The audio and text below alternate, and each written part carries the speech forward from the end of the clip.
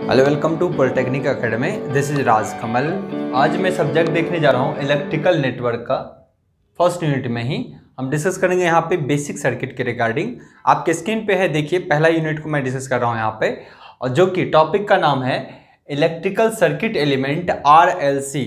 RLC को यहाँ पे डिस्कस करेंगे, लेकिन सबसे पहले मैंने टॉपिक लिया है यहाँ पे R यानी अबाउट रेजिस्टेंस। तो रेजिस्टेंस के बारे में हम डिस्कस करना चाहते हैं यहाँ पे कि रेजिस्टेंस क्या है। सबसे पहले आई होप कि आप सबको पता होगा कि रेजिस्टेंस का जो सिंबॉलिकल रिप्रेजेंटेशन है, ये इसका सिंबल है ना। अगर इसकी बात की जाए तो ये जिगजैग शेप में है।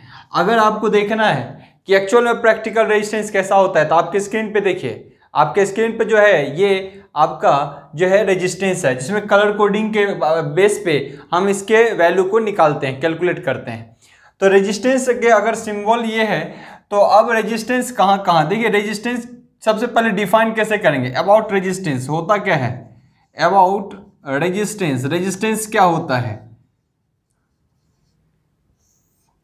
रेजिस्टेंस कहते हैं that oppose the flow of current, वह जो करंट का विरोध करता हो, फ्लो ऑफ करंट का विरोध करता हो। आप कह सकते हो flow of which oppose the flow of current, है ना। जो करंट का विरोध करता है वही क्या है, हमारा रेजिस्टेंस है। यानी रेजिस्टेंस हमेशा कह सकते हो इट अपोज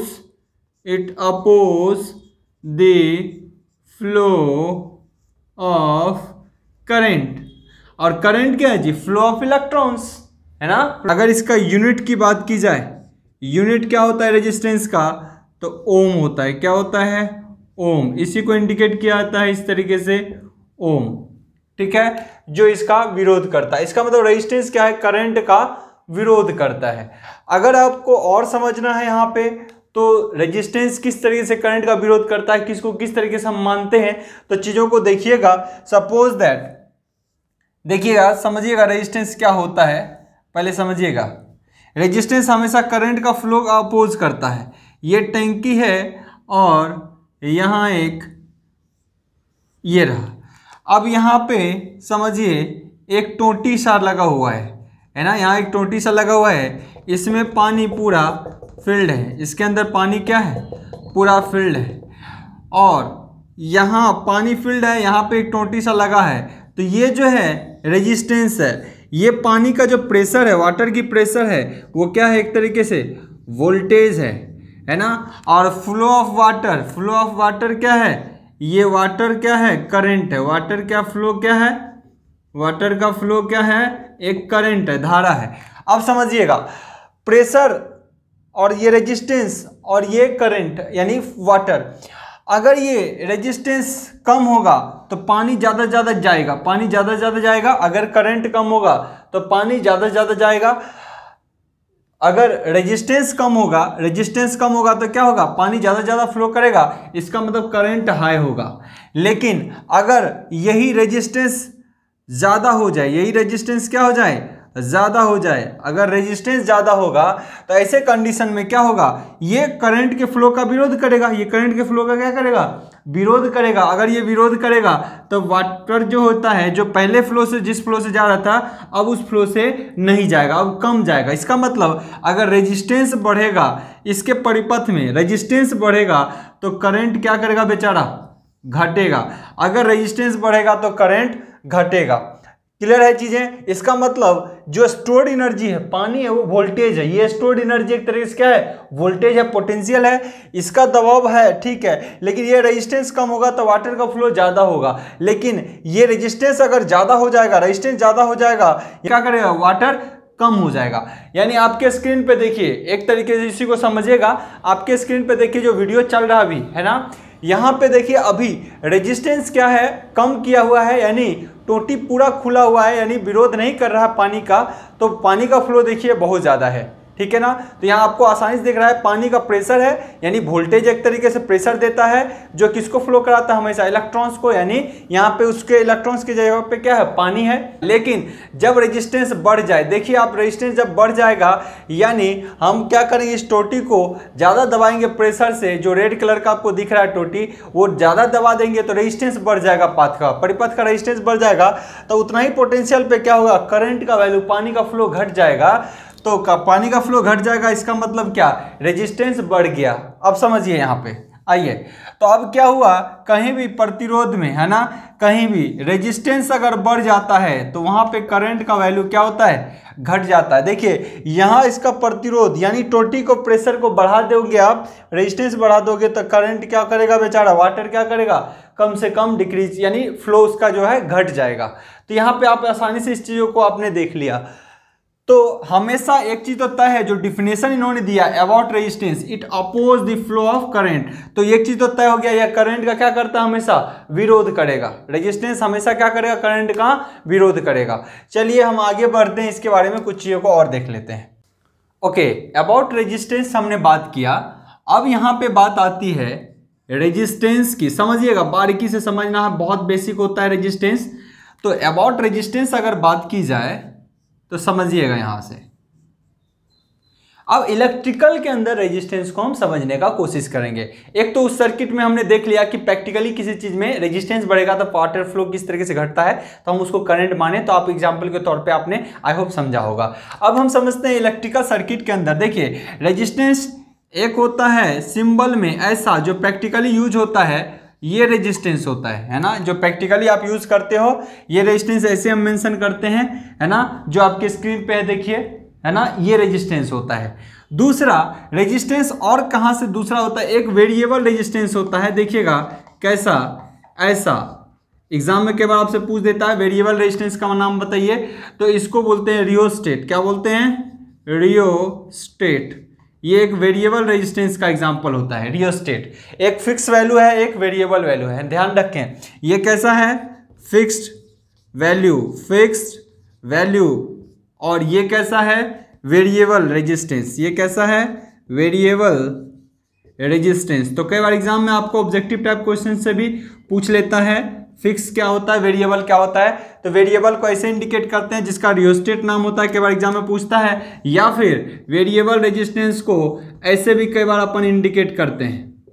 ध्यान रखें, वेरिएबल रेजिस्टेंस को ऐसे भी इंडिकेट करा जाता है। लेकिन कई बार पूछे कि वेरिएबल रेजिस्टेंस का नाम बताइए, तो होता है रियोस्टेट। रियोस्टेट को अगर देखना है तो आपके स्क्रीन पे देखिए रियोस्टेट है, ये आपके एग्जाम में पूछे जाते हैं कई बार, तो ये आपने लैब के अंदर भी यूज किया होगा रियोस्टेट को। ओके, तो आपने देख लिया, एक फिक्स वैल्यू रेजिस्टेंस है, दूसरा वेरिएबल रेजिस्टेंस है। लेकिन आपके एग्जाम में पूछने वाला जो रेजिस्टेंस होता है वो बिल्कुल अलग होता है।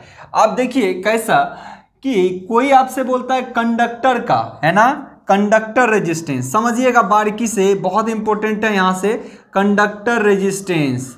ये कैसा रेजिस्टेंस होता है, इसके बारे में हम जानेंगे, क्योंकि एग्जाम तो यहीं से पूछता है जितने सर्किट थ्योरी में आप बात करते हैं। सपोज दैट कंडक्टर रेजिस्टेंस किसके बारे में चर्चा कर रहे हैं, ये हमारे पास सपोज दैट ट्रांसफार्मर है, हमने ट्रांसफार्मर में बहुत सारी चीज डिस्कस किया था, पर कंडक्टर के बारे में चर्चा करते हैं। देखिए ये इस पे क्या है, पीवीसी का कवर चढ़ा हुआ है ना, पीवीसी कवर चढ़ा हुआ है। लेकिन कंडक्टर को अगर देखेंगे, ये तो कंडक्टर देखिए बाहर से निकला हुआ है ना, ये वायर, आई होप दिख रहा होगा आप लोगों को, ये वायर, लेकिन इस पे पीवीसी चढ़ा हुआ है। लेकिन इस कंडक्टर का ही रेजिस्टेंस निकाला जाता है, ये दिखता तो नहीं आपको, ये तो दिखता है करंट फ्लो कर रहा है, लेकिन इसके इंटरनल प्रॉपर्टी रेजिस्टेंस की होती है। अगर बात की जाए कोई कंडक्टर की, ये मान लो हमने एक कोई कंडक्टर ले लिया यहाँ पे, है ना, ये कोई कंडक्टर हमने ले लिया है, ये कोई कंडक्टर हमने ले लिया है, ये कंडक्टर है कोई, है ना, ये कंडक्टर है, इसके अंदर यानी वो अंदर वाला कॉपर की कंडक्टर की मैं बात कर रहा हूं। अब वो देखिए उसका लेंथ बढ़ेगा तो रेजिस्टेंस बढ़ेगा, यानी कॉपर का कंडक्टर का लेंथ जो है वो बढ़ेगा तो रेजिस्टेंस बढ़ेगा। उसकी प्रॉपर्टी कॉपर है कि एल्युमिनियम है कि टंगस्टन है, किसका रेजिस्टेंस है ये भी डिपेंड करता है, किसका मटेरियल है ये भी डिपेंड करता है, ठीक है ना, कौन सा मटेरियल है, अलग अलग मटेरियल का रेजिस्टेंस अलग अलग होता है। तो किसी कंडक्टर का रेजिस्टेंस जब पता करते हैं तो कई पैरामीटर का ध्यान रखना होता है कि वो कॉपर है, एल्युमिनियम है, टंगस्टन है, व्हाटएवर है, पहला चीज। दूसरा, उसकी जो इंटरनल रेजिस्टिविटी गुण क्या है, ठीक है, वो तो कंडक्टर से पता चल जाएगा। दूसरा उसकी लेंथ क्या है, अगर लेंथ ज़्यादा होगा तो रेजिस्टेंस ज़्यादा होगा, लेंथ कम होगा तो रेजिस्टेंस कम होगा। दूसरा उसकी मोटाई क्या है, आप देखते हो बहुत जगह तार मोटा होता है, बहुत जगह तार पतला होता है। एसी के अंदर तार मोटा होता है और एक बल्ब के अंदर तार पतला होता है। क्यों ऐसा होता है, क्योंकि एसी को ज़्यादा करंट चाहिए होता है, लेकिन एक बल्ब को बहुत कम करंट चाहिए, तो पतले तार से कम करंट जाता है ना। लेकिन एसी के लिए ज़्यादा करंट चाहिए, तो ज़्यादा करंट जाने के लिए क्या होता है, आपके कंडक्टर भी मोटा होना चाहिए ताकि ज़्यादा इलेक्ट्रॉन्स गुजर पाए। अब यहाँ पे समझिएगा, अगर कंडक्टर का रेजिस्टेंस की बात की जाए तो कंडक्टर रेजिस्टेंस जैसे ये है हमारे लिए R। अब इसका रेजिस्टेंस, आपको ये तो कंडक्टर है जी, कंडक्टर है, लेकिन इसका रेजिस्टेंस कई पैरामीटर पे निर्भर करता है।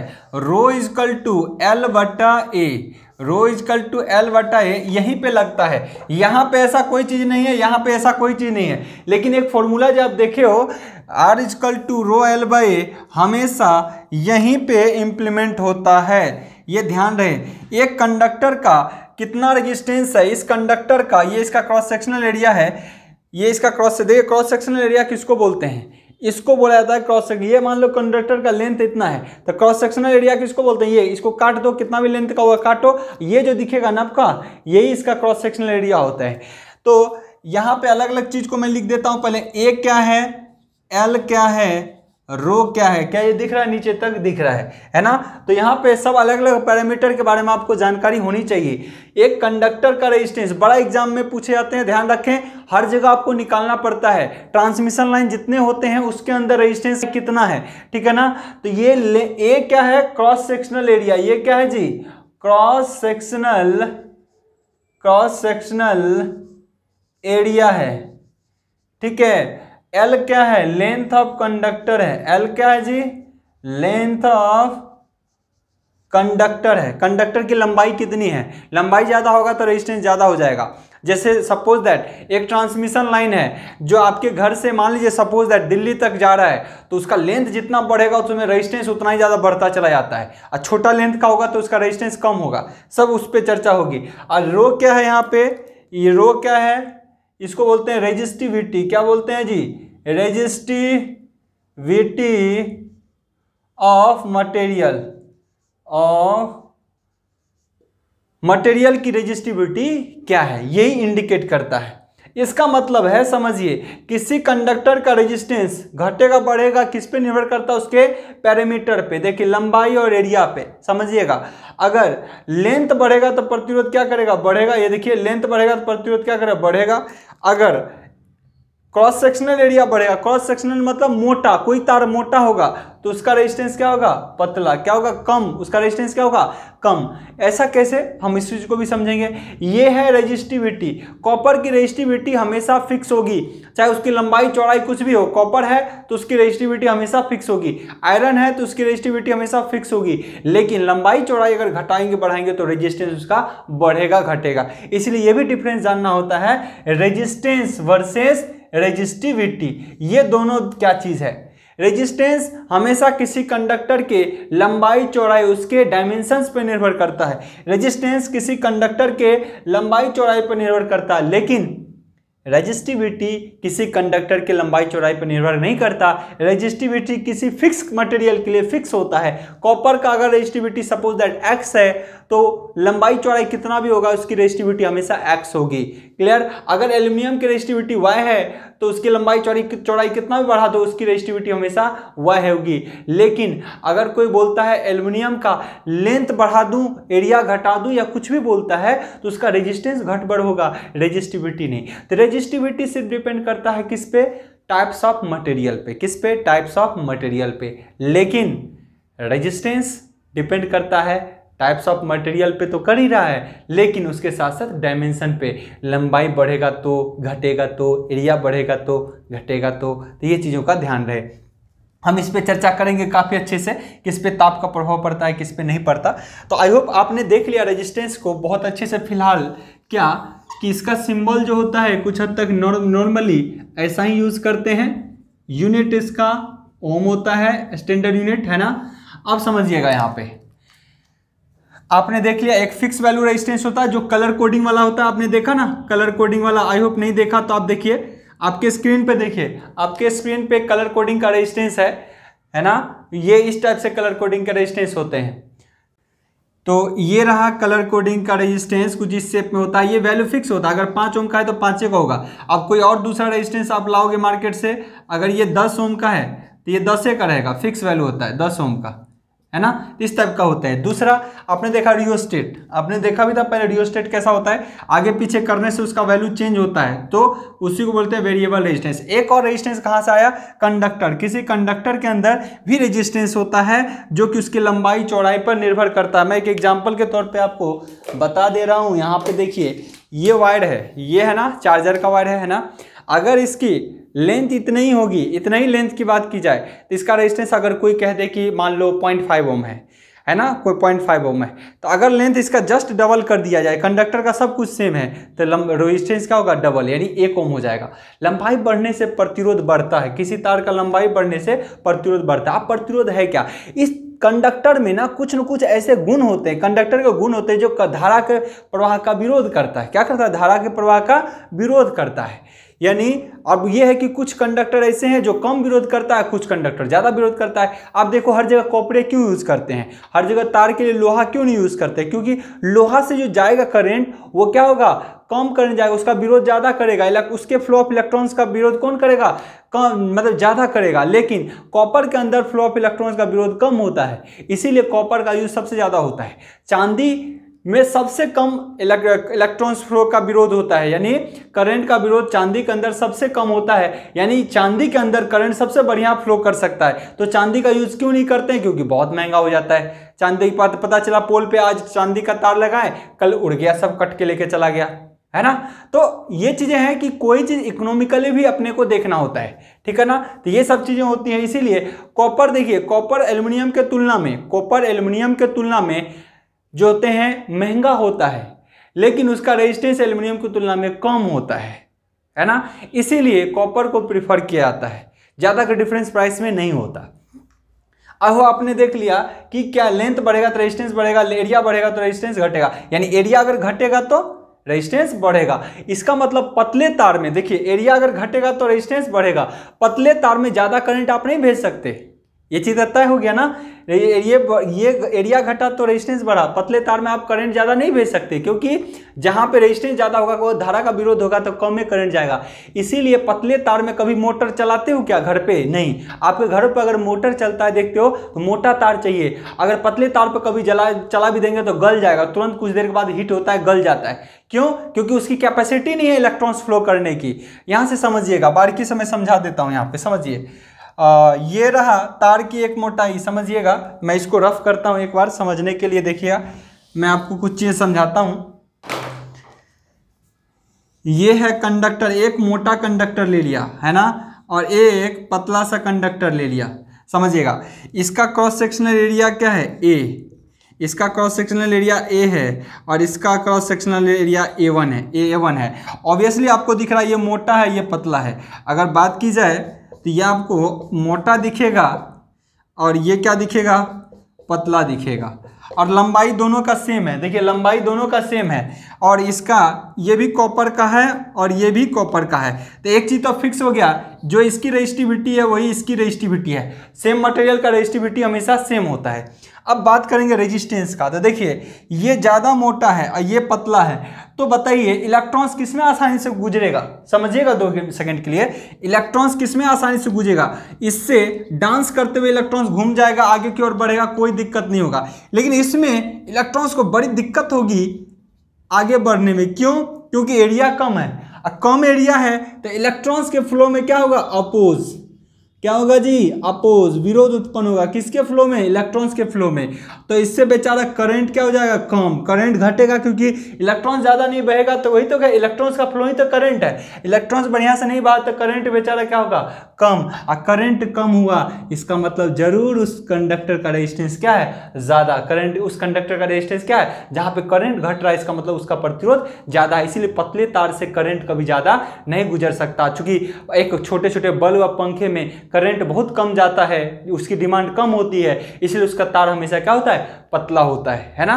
लेकिन अगर बात करें मोटे तार की तो देखिए इसमें क्या होगा, इसमें इलेक्ट्रॉन्स क्या होगा, आसानी से फ्लो करेगा, बहुत मस्त एकदम बम बम करके जाएगा आगे बहुत अच्छे से। अगर इलेक्ट्रॉन्स फ्लो अच्छा से हो रहा है इसका मतलब बेचारा करंट बहुत अच्छे से जा रहा है। करंट क्या कर रहा है, बहुत अच्छे से जा रहा है। और जिसमें करंट अच्छे से जा रहा है उसका प्रतिरोध क्या होगा, कम, उसका प्रतिरोध क्या होगा, कम। इसका मतलब मोटे तार का प्रतिरोध कम होता है, पतले तार का प्रतिरोध ज्यादा होता है। फॉर्मूला भी वही कह रहा है। एरिया बढ़ेगा, एरिया कौन सा जी, समझ लीजिए ये कंडक्टर है, ये कंडक्टर है, इसको कट कीजिए, ये जो दिखेगा ना ये क्रॉस सेक्शनल एरिया होता है। इस सब एरिया को नहीं देखना, ये लंबाई में आया है ना, क्रॉस सेक्शनल एरिया जो ये है, ये सपोज दैट ये कंडक्टर है, इसको कट करिए, कट करने के बाद जो पतला सा दिखेगा ना वही उसका क्रॉस सेक्शनल एरिया होगा, है ना, गोला सर्कुलर था, यही है क्रॉस सेक्शनल एरिया है। देखिए ये है क्रॉस सेक्शनल एरिया।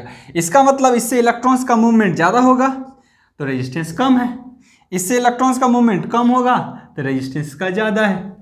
यहाँ तक कोई दिक्कत आपको नहीं होना चाहिए। बाकी इस फॉर्मूला पे अभी पूरा रामायण होगा, बहुत सारा चीज़ इसके बारे में देखेंगे, क्योंकि रेजिस्टेंस तो यहीं से शुरू होता है, वही सब चीज़ पूछे जाते हैं कंपटीशन में। इस पे ताप का कितना असर पड़ता है, रेजिस्टिविटी पे, रेजिस्टेंस पे, है ना, अलग अलग चीज़ देखेंगे, अलग अलग मटेरियल में रेजिस्टेंस देखेंगे, कंडक्टर में, सेमीकंडक्टर में, रेजिस्टेंस में टेम्परेचर का इफेक्ट कितना ज़्यादा होता है, इस सब चीज़ के बारे में अपने को बहुत अच्छे से पढ़ना पड़ेगा।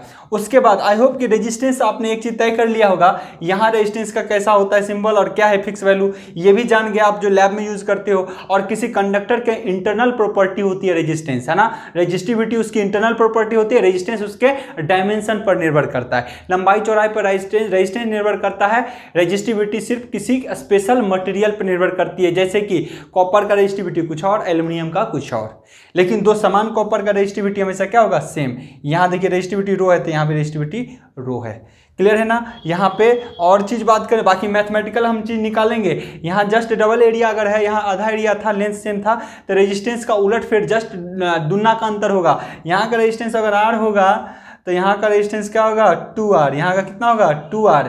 क्यों, क्योंकि यहाँ पे लेंथ देखिए सबका कॉमन, एक का एरिया अगर ज़्यादा तो उसका रेजिस्टेंस कम, एरिया जिसका ज़्यादा डबल, अगर 2 एरिया बोला इसका 2A है तो इसका A है, इसका एरिया देखिए A है, इसका 2A है, तो इसका प्रतिरोध क्या हो गया, R, और इसका 2R, क्लियर ना, जस्ट इनवर्सली प्रोपोर्शनल होता है। आई होप कि रेजिस्टेंस में यहाँ तक कोई दिक्कत नहीं होगा। सुनिए अभी रेजिस्टेंस का बहुत क्लास चलेगा आपका, क्योंकि रेजिस्टेंस के बारे में एक एक चीज़ को बहुत अच्छे से समझना है, क्योंकि रेजिस्टेंस का इक्विवेलेंट सर्किट वगैरह तोड़ना सीख जाओगे आप तो कॉम्पिटिटिव एग्जाम में भी। और ध्यान रहे थेवेनिन थ्योरम में आगे थ्योरम्स पढ़ेंगे या एसी एनालिसिस पढ़ेंगे, ईएमएफ इक्वेशंस वगैरह निकालेंगे, तो हर जगह चूंकि यूजीए 3-4 एलिमेंट होने हैं, रेजिस्टेंस, उसके बाद इंडक्टर और कैपेसिटर। पैरामीटर की बात करें तो करंट, वोल्टेज, है ना, करंट वोल्टेज होगा, है ना, पावर, फ्रीक्वेंसी, वो सब पैरामीटर होंगे। पर रेजिस्टेंस के बारे में आई होप यहाँ तक कोई दिक्कत आपको नहीं होगा और नहीं होनी चाहिए। हम आगे के लेक्चर में इस पे बेस्ड, यानी खाली अब कंडक्टर का रेजिस्टेंस की चर्चा करेंगे, कैसे निकाला जाता है, कौन से लिए कितना होता है, टेम्परेचर पे कितना इफेक्ट पड़ता है, किसके लिए कम इफेक्ट पड़ता है, किसके लिए ज़्यादा इफेक्ट पड़ता है, तो रेजिस्टेंस का भी लेक्चर आगे चलेगा। ये बस आज का फर्स्ट और बेसिक लेक्चर था अबाउट एलिमेंट, सर्किट एलिमेंट, है ना, ऑफ रेजिस्टेंस, है ना, रेजिस्टेंस आप कह सकते हो इलेक्ट्रिकल सर्किट एलिमेंट का। अभी बेसिक चीज़ है, उसके बाद फिर इंडक्टर पे जाएंगे, फिर कैपेसिटर पे जाएंगे, तो अभी रेजिस्टेंस का आगे नेक्स्ट लेक्चर आपको जरूर देखने को मिलेगा। आई होप यहाँ तक कोई दिक्कत नहीं होना चाहिए। तो आज के लिए इतना ही, good luck, have a nice day.